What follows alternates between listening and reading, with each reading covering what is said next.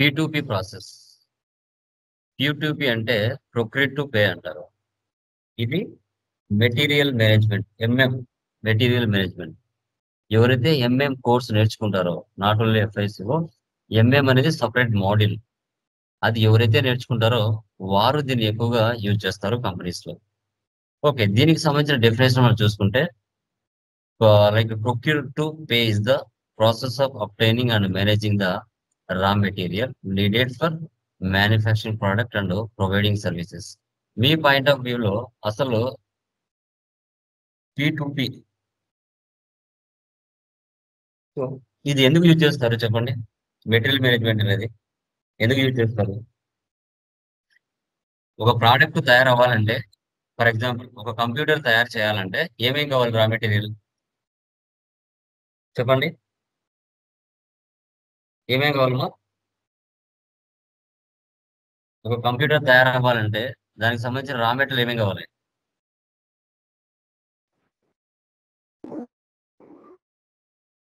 చెప్పండి న్యాచురల్ గా.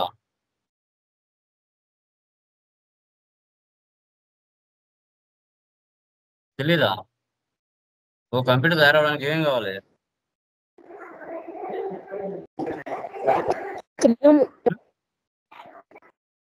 జనరల్ గా చెప్పండి.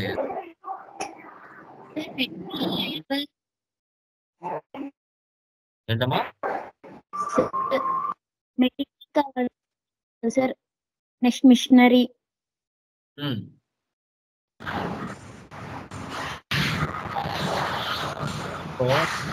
Mother board, RAM, graphic card, processor. Okay, ఇవన్నీ కావాలి కదా. కంప్యూటర్ తయారవ్వాలంటే అవన్నీ మనకు కావాలి. అలాగే ప్రతి కంపెనీలో కూడా ఒక ప్రోడక్ట్ తయారవ్వాలంటే వాటికి సంబంధించిన మెటీరియల్స్ కానీ సర్వీసెస్ కానీ మనం లో మెయింటైన్ చేస్తాం. తర్వాత ఆ సర్వీసెస్ కూడా మనం యూజ్ చేస్తాం అనే దాని గురించి టుడే క్లాస్ లో మనము ఓవర్వ్యూ అండ్ డిస్కషన్ చేయడం జరుగుతుంది. చూడండి, P2P సైకిల్ మనం 2 రకాలుగా చెప్పొచ్చు, ప్రాబ్లం లేదు. MRP, quotation, vendor selection, contract, agreement, purchase requisition, purchase order, goods receipt, invoice receipt, vendor payment, reconciliation. ఇలాగానే చెప్తారు. Material requirement planning, vendor selection, request for quotations, purchase requisition, purchase order, goods receipt, invoice receipt, vendor payment, reconciliation. ఇలాగానే చెప్పొచ్చు. Okay, ఇప్పుడు MRP అన్నారండి, material requirement planning అన్నారు.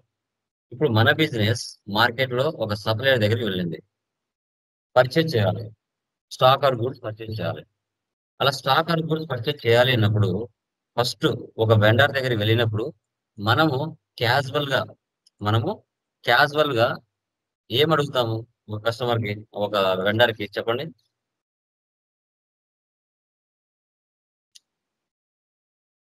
చెప్పండి అమ్మా. Price, quality. First ఏం చూస్తామండి? ప్రైజ్. ఫస్ట్ ఏం చూస్తాం? ప్రైజ్ అనేది చూస్తాం. ఆ సప్లయర్ ఎలాంటి రా మెటీరియల్ మార్కెట్ లో సప్లై చేస్తున్నాడు. ఓకే, మన బిజినెస్ కి రా మెటీరియల్ ఎంత అవసరము, సో ఆ సప్లయర్ మనకు ఎంత వరకు సప్లై చేయగలుగుతాడు, అతని యొక్క కంపెనీ ప్రాసెస్ ఏంటి, ప్రొసీజర్ ఏంటి, ప్రైజింగ్ ఏమున్నాయి, మెటీరియల్ వాల్యుయేషన్ ఏముంది, ఇవన్నీ ఫస్ట్ మనము ప్రైస్ అనేది చూస్తాం. ఇప్పుడు మీరు షర్ట్ కొనడానికి వెళ్ళినా, మొబైల్ కొనడానికి వెళ్ళినా, కారు కొనడానికి వెళ్ళినా ఫస్ట్ మీరు ఏం చేస్తారు? MRP తెలుసుకుంటారు. ఫస్ట్ ఏం చేస్తారు? MRP అనేది తెలుసుకుంటారు. ఓకే, సో MRP తెలుసుకున్నారు, ఆ మెటీరియల్ గురించి బాగా దాని యొక్క క్వాలిటీ, క్వాంటిటీ అంతా తెలుసుకున్నారు, బాగుంది. ఓకే, తర్వాత ఏం చేస్తారు? మీరు ఒకే వెండర్ దగ్గర వెళ్తారా? మార్కెట్ లో ఒక 10 వెండర్స్ ని కలుస్తారు. 10 వెండర్స్ ని కలిసి సెలెక్షన్ చేసుకుంటారు. ఎవరు మీకు ఎక్కువగా క్రెడిట్ కి సప్లై చేయగలుగుతారు, ఎవరు మీకు ఎక్కువగా డిస్కౌంట్స్ ఇవ్వగలుగుతారు, ఎవరు మీకు ఎక్కువగా టయానికి మీరు అమౌంట్ పే చేయకపోయినా కొంచెం టైం ఇస్తారు. ఇవన్నీ కూడా అన్ని రకాల ఫీచర్స్ తెలుసుకొని వెండర్స్ ని మీరు సెలెక్షన్ చేసుకుంటారు. Vendor selection is the most important step P2P process. with the help of obtained quotation farm sources by comparing the vendors are selected. ఇప్పుడు ప్రైస్ వేరియన్స్ చూస్తారు, వాళ్ళు ఇచ్చే బెనిఫిట్స్ చూస్తారు, డిస్కౌంట్స్ చూస్తారు. ఇవన్నీ చూసి ఎవరు బెటర్ గా ఉంటే ఆ వెండర్ ని మీరు ఫైనలైజ్ చేసుకుంటారు. ఫైనలైజేషన్ చేసుకొని కొటేషన్ తీసుకుంటారు. మీరు 5 లక్షలు కావాలా, 10 లక్షలు కావాలా, మీ స్టాక్ ఆర్ గూడ్స్ కొటేషన్ అనేది మీరు ఆ వెండర్ దగ్గర నుంచి తీసుకోవడం జరుగుతుంది. ఆ కంపెనీ యొక్క terms and conditions, discounts, okay, తర్వాత మీకు టైమింగ్ కానీ, క్వాలిటీ కానీ, క్వాంటిటీలో కానీ ఎంత వరకు, ఎన్ని లక్షల వరకు వాళ్ళు మీకు క్రెడిట్ ఇవ్వగలుగుతారు, డౌన్ పేమెంట్ ఏమైనా పే చేయాలా, డౌన్ పేమెంట్ పే చేయకుండా ఏమైనా ఇవ్వగలుగుతారా, ఇవన్నీ కూడా వాళ్ళు 100% కొటేషన్ తీసుకునే ముందు అబ్జర్వ్ చేస్తారు. మన బిజినెస్ కానీ ఎవరైనా అవుటర్స్ అయినా కానీ.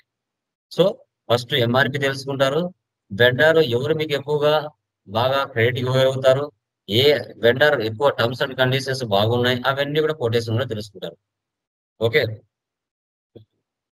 తెలుసుకొని పర్చేజ్ రిక్విజిషన్ చేస్తారు. ఇప్పుడు వాటిని పర్చేజ్ చేయాలంటే ప్రతి కంపెనీలో డిపార్ట్మెంట్స్ ఉంటాయి. HR department, finance department, marketing department, SD department, production department, MM department, ఇలా ప్రతి కంపెనీలో కూడా డిపార్ట్మెంట్స్ మ్యాండేటరీగా ఉంటాయి. ఓకే,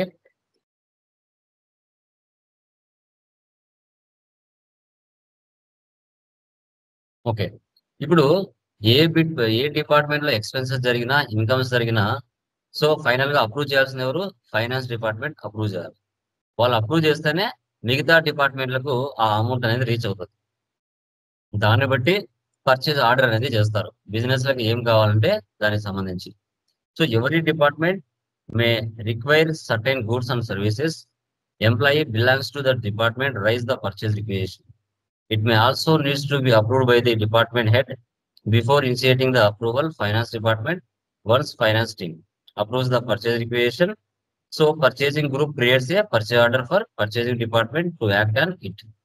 ఇప్పుడు హెచ్ఆర్ డిపార్ట్మెంట్ కి కొన్ని వస్తువులు అవసరమైనాయండి. ఆ హెచ్ఆర్ డిపార్ట్మెంట్ ఎవరిని మీట్ అవుతుంది ఫస్ట్ అంటే, సో వాళ్ళకి ఏమేం కావాలో ఒక రిక్విజిషన్ లెటర్ లో రాసుకుంటారు. అది ఫైనాన్స్ డిపార్ట్మెంట్ కి ఇస్తారు, ఇవి కావాలనేసి. దానికి ఎంత అమౌంట్ అవుతుందో అన్ని చెక్ చేసి ఫైనాన్స్ డిపార్ట్మెంట్ అప్రూవ్ చేస్తుంది. అప్పుడు వాళ్ళకి కావాల్సిన వస్తువులు అనేది తీసుకోవచ్చు. సో ఇది పర్చేజ్ రిక్విజిషన్ అంటారు. తర్వాత దానికి సంబంధించిన కొటేషన్ చూడండి, ఒక ఎగ్జాంపుల్. మీకు చాలా ఉంటాయి, జస్ట్ ఇది ఒక ఎగ్జాంపుల్ అనమాట. మీకు నచ్చిన విధంగా దీన్ని తయారు చేసుకోవచ్చు. Requisition info, recommended vendor info, date, time, name, department, phone, delivery location, centre, recommended vendor info, name, address, phone, fax, attendance number, item, quantity, description, unit price, total, special instructions, department approval, okay, VP approval, ఇవన్నీ కూడా ఉంటాయి. Okay, ఇలాగే ఉండాలని కాదండి, రకరకాలు ఉండొచ్చు. తర్వాత purchase order. Okay, ఇవన్నీ తెలుసుకున్నారు. ఫైనల్ గా మీ బిజినెస్ కావాల్సిన స్టాక్ ఆర్ గూడ్స్ ఏవైతే ఉన్నాయో అవి మీ సప్లయర్ కు మీరు ఆర్డర్ పెట్టుకుంటారు. ఆర్డర్ పెట్టుకునేటప్పుడు ఆ ఫామ్ లో ఏమేమి మెన్షన్ చేయాలి? Once purchase order is created, purchasing department initiates procurement process. Purchase department issues purchase order to vendor. Vendor supplied goods to and bills to the company accordingly. Purchase order have information like order type, vendor, material, quantity, purchase price, delivery date, terms of payment, purchase order T code, ME21M. ఇప్పుడు మీరు order పెట్టేటప్పుడు వాటిలో ఉండవలసిన information, minimum information ఏమేమి ఉండాలి అంటే, order type ఏంటిది, purchase ఆర్డరా, sales ఆర్డరా, so వెండరా, కస్టమరా, material ఏం కావాలి, క్వాంటిటీ ఎంత కావాలి, పర్చేజ్ ప్రైస్ ఎంత, డెలివరీ ఏ డేట్ లో ఇస్తారు, వాళ్ళ యొక్క పేమెంట్ టర్మ్స్ ఏమున్నాయి, ఇవన్నీ కూడా ఆర్డర్ ఫామ్ లో మెన్షన్ చేస్తారు. ఇవన్నీ కూడా ఆర్డర్ ఫామ్ లో మెన్షన్ చేస్తారు. ఓకే, చూడండి ఎగ్జాంపుల్ ఎలా ఉంటుంది. ఇలాగే ఉండాలని కాదండి, రకరకాలు ఉండొచ్చు, but just example. Item, description, quantity, unit price, okay, తర్వాత vendor, ship to, customer or special instructions, sub total, tax, ఇలా వాళ్ళ యొక్క కస్టమైజేషన్ అనేది వాళ్ళ అమౌంట్ బట్టి మార్చుకుంటూ ఉంటారు. నాకు ఇలాగే ఉండాలి అని అలా కూడా ఉండొచ్చు. తర్వాత goods receipt. When organization received goods receipt posted in SAP using the T code MIGO విగో అంటారు.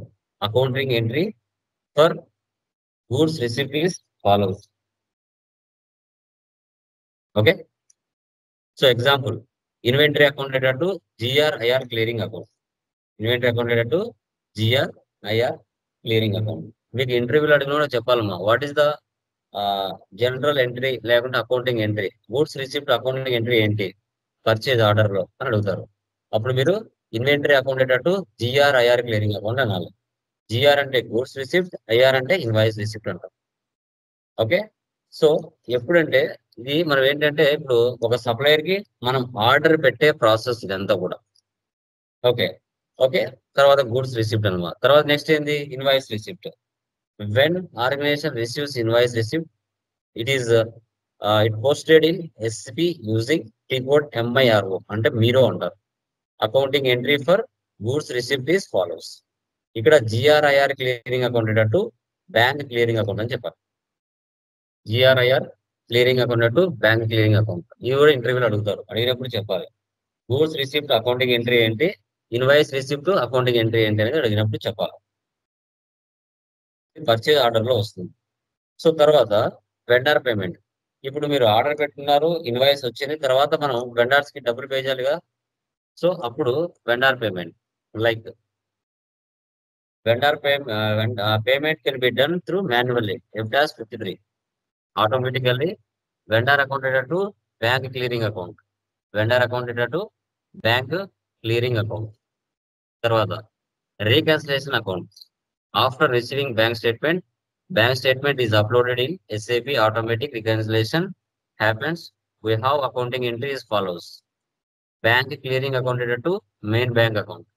Bank clearing account to main bank account. Interviews లో వీటి 4 అడిగినప్పుడు మీరు చెప్పాలి. Okay, reconciliation. ఓకే, దీన్ని మనం P2P అంటారు. P2P FI to MM integration ఉంటుంది. మాక్సిమం MM కన్సల్టెంట్స్ ఎవరైతే ఉంటారో కంపెనీలో వాళ్ళు చేస్తారు. బట్ మీరు కూడా తెలుసుకుంటే బెటర్ అవుతుంది. బట్ దీనికంటూ ఒక 30 కాన్ఫిగరేషన్స్ ఉంటుంది. చాలా కొంచెం టఫ్ అనొచ్చు, కొంచెం ఈజీ అనొచ్చు. ఇది మాక్సిమం మీ వరకు రాదు. కంపెనీలో MM కన్సల్టెంట్స్ ఉంటారు కాబట్టి వాళ్ళు చేస్తారు. బట్ మినిమం మీకు ఓవర్ వ్యూ అనేది తెలుసుకోవాలనే ఉద్దేశంతో ఇది డిస్కస్ చేశాం. ఓకే, చూడండి నెక్స్ట్ వన్ చూడండి.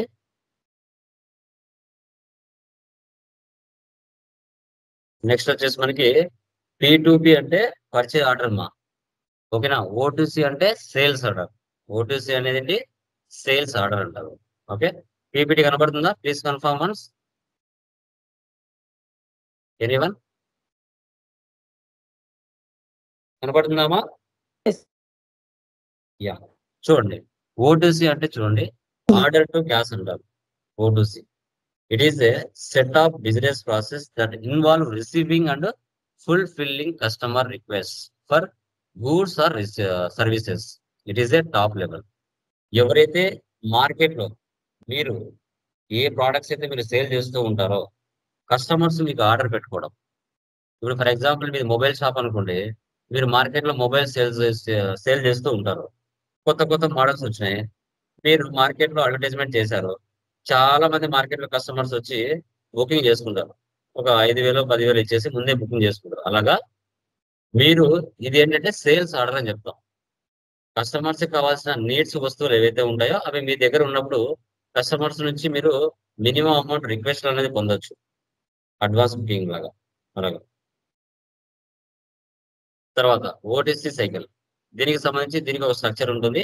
ఆ ప్రాసెస్ ప్రకారంగా ఫాలో అవ్వాలి. Customer enquiry, quotation for customer enquiry, sales order creation, post goods issue PGI, delivery, billing, తర్వాత receipt of money. Billing, bill send to customer, receipt of money, customer payment. Okay,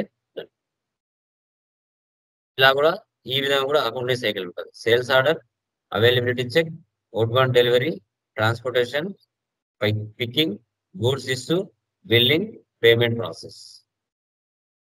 first one చూడండి, దీనికి సంబంధించి వారు accounting entries అడిగినప్పుడు మీరు చెప్పొచ్చు enquiry transaction code VA11 అక్కడ accounting entries ఏమీ ఉండదండి. కొటేషన్ లో కూడా VA21 అక్కడ ఎలాంటి అకౌంటింగ్ ఎంట్రీ ఉండదు. సేల్స్ ఆర్డర్ VA01 అక్కడ కూడా ఎలాంటి అకౌంటింగ్ ఎంట్రీ ఉండదు. Post goods issue PGI VL01N yes అక్కడ అకౌంటింగ్ ఎంట్రీస్ ఉంటుంది. డెలివరీలో కూడా అకౌంటింగ్ ఎంట్రీ ఉంటుంది. బిల్లింగ్ లో కూడా అకౌంటింగ్ ఎంట్రీ ఉంటుంది. రిసిప్ట్ ఆఫ్ మనీ లో కూడా అకౌంటింగ్ ఎంట్రీ ఉంటుంది. అది ఏంటనేది ఇప్పుడు డిస్కస్ చేస్తాం. ఓకే, సో ఎప్పుడైనా కూడా ఒక కస్టమర్ మనకు ఆర్డర్ పెట్టినప్పుడు సో డాక్యుమెంటేషన్ రూపంలో దాన్ని ఫిల్ చేసి దానికి ఒక టైమింగ్ షెడ్యూల్ చేసి ఇస్తాడు. అప్పుడు మనం ఏం చేస్తామంటే దాన్ని చూసి order is shipped to the customer or the service is performed. అతను ఏదైతే ఆర్డర్ పెట్టుకున్నాడో వాటిని మనం చూసి యాక్సెప్ట్ చేస్తాం. An invoice is created and sent to the customer by accounts receivables. The customer sends payment that is collected by the company. The payment is recorded in the general ledger. చూడండి process. First మన business అయినా బయట customers అయినా 100% enquiry చేస్తారు. First మన కంపెనీలో customer కి suitable అయ్యే ప్రోడక్ట్స్ ఏమున్నాయి, ఆ కస్టమర్ మన దగ్గరికి వచ్చి ప్రైస్ అండ్ సర్వీస్ గురించి కంపల్సరీ తెలుసుకుంటాడు. A customer inquire about the product price and the service. This is the very starting point of O2C process. This process does not have any effect on general ledger accounts and don't have any accounting entries. Once a customer creates inquiry, an inquiry number is generated. ఇప్పుడు అంతే కదండి. ఇప్పుడు మీరు ఏదైనా training centre వెళ్ళినప్పుడు వాళ్ళు మీ name number తీసుకుంటారు కదా. వాళ్ళు జస్ట్ ఎంక్వైరీకి వచ్చారు, మీరు చెప్తారు ఏ కోర్స్ ఎంత అమౌంట్ అని చెప్తారు. చెప్పిన తర్వాత నేమ్ వాళ్ళ నెంబర్ తీసుకుంటారు. తర్వాత మీరు మరుసటి రోజు కాల్ చేస్తారు ఇంట్రెస్ట్ ఉందా అని. సో అలా అన్నమాట. అలా ఎంక్వైరీ ఏ కస్టమర్ అయినా మన దగ్గర ప్రైస్ లెవెల్స్ ఎలా ఉన్నాయి, ప్రొడక్ట్స్ కి సర్వీస్ ఎలా ఉందని ఎవరైనా ఎంక్వైరీ చేస్తారు. ఎంక్వైరీ చేసి వచ్చి కొటేషన్ తీసుకుంటారు. సో వాళ్ళు కూడా మన దగ్గరే తీసుకోవాలని గ్యారెంటీ లేదు కదా. 5-6 మంది దగ్గర కొటేషన్లు తీసుకుంటారు. Quotation is a price given to the customer. A quotation follows inquiry steps. A quotation can be created via inquiry or without inquiry reference number. A quotation is created by transaction code VA21. VA21. Okay, వాళ్ళకి ఏమేం products కావాలనుకుంటున్నారో వాటన్నిటికి సంబంధించి వాళ్ళు తీసుకోవచ్చు. Okay, దీన్నే quotation అంటారు. ఓకేనా. తర్వాత కొటేషన్ తీసుకున్న తర్వాత వాళ్ళు సేల్స్ ఆర్డర్ పెట్టుకుంటారు. ఓకే, మన దగ్గర అన్ని రకాలు బాగున్నాయి అనుకుంటే వాళ్ళు ఏం చేస్తారు, ఆర్డర్ అనేది పెట్టుకుంటారు. Sales order is actually the first step of O2C process. After enquiry and quotation, once it's gets created, sales order can be created with reference of quotation or without reference. వాళ్ళు ఎంక్వైరీకి వచ్చినప్పుడు reference number ఉండొచ్చు, ఉండకపోవచ్చు. అయినా కూడా order అనేది కంపల్సరీగా డబ్బులు వస్తుందంటే ఎవరు కూడా వదులుకోరుగా, ఇస్తారు. It does not make any accounting book entry and it does not make any change in general ledger accounts. It is a just commitment to delivery goods to the customer. So can be created with the transaction code VA01 లో దీన్ని చూస్తారు. తర్వాత post goods issue. Okay, sales order పెట్టుకున్నారు. పెట్టుకున్న తర్వాత వాళ్ళకి ఏం items కావాలన్నా వాటన్నిటిని రెడీ చేసి వాళ్ళకి మనం పంపించడం జరుగుతుంది. Post goods issue is the steps where goods are being picked by warehouse. మనకు వాళ్ళు ఏదైతే ఆర్డర్ పెట్టుకున్నారో వేర్ హౌస్ నుంచి అన్ని పిక్ చేసుకొని ప్యాక్ చేసి కస్టమర్స్ అడ్రస్ కి మనము పంపించడం జరుగుతుంది. We can accounting entries as inventory is being created against the cost of goods sales debited. General ledger accounts associated with the cost of goods sales and inventories affected respectively. Okay, వాళ్ళు పెట్టుకున్న items ని pick చేసి pack చేసుకొని shipping address చేసి మనం రెడీగా పెట్టుకుంటాం. తర్వాత వాళ్ళు ఎప్పుడైతే పంపించమని చెప్తారో అప్పుడు మనం డెలివరీ చేస్తాం. ఇప్పుడు మీరు అమెజాన్ లో, ఓకే, ఫ్లిప్కార్ట్ లో వాటిలలో మీరు ఆర్డర్ ఎలా పెట్టుకుంటారో సేమ్ అదే విధంగా ఇక్కడ కూడా అనమాట. Delivery follows post goods issue. Delivery is the actual fulfilment of goods to the customer shipping address. At delivery stage we have accounting entries in the books. At this stage we debit revenue account and credit customer account. Transaction code for delivery is VL01N. ఓకేనా. So దీన్ని డెలివరీలో వచ్చేసి మనం వాళ్ళకి పంపిస్తాం. Okay, delivery is the actual full payment of goods to the customer shipping address, వాళ్ళకి పంపించేస్తాం. తర్వాత billing, వాటితో పాటు billing. At billing stage we send to the bill to the customer for the goods delivered, దానితో పాటు ఇచ్చేస్తారు. We have accounting entries at the stage where we debit customer and credit cash account. Transaction code for billing in SAP is VF01. Billing అనేది మనం ఇచ్చేస్తాం, delivery చేసేటప్పుడే bill కూడా దాని మీద ఇవ్వడం జరుగుతుంది. సో మీకు ఇంటర్వ్యూలో అడిగినప్పుడు చెప్పాలి, సేల్స్ ఆర్డర్ కి ఏదమ్మా స్క్రీన్ కనపడడం లేదు సార్. మిగతా వాళ్ళకి కనబడుతుందా?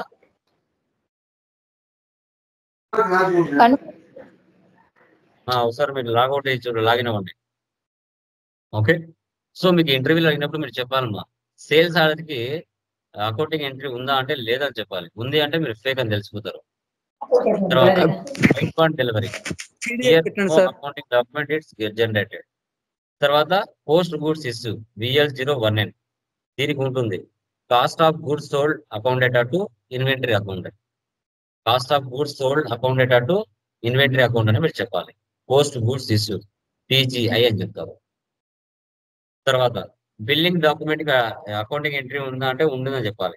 Customer accounted to sales account, customer accounted to sales account అని చెప్పాలి. తర్వాత మనం ఇంకా బిల్ ఇచ్చిన తర్వాత వాళ్ళకి అమౌంట్ అనేది ఇవ్వాలి కదా కస్టమర్ మనకి. Bank clearing accounted to customer, bank clearing accounted to customer, ఇలా మీరు చెప్పాల్సి వస్తుంది అకౌంటింగ్ ఎంట్రీస్ అడిగినప్పుడు.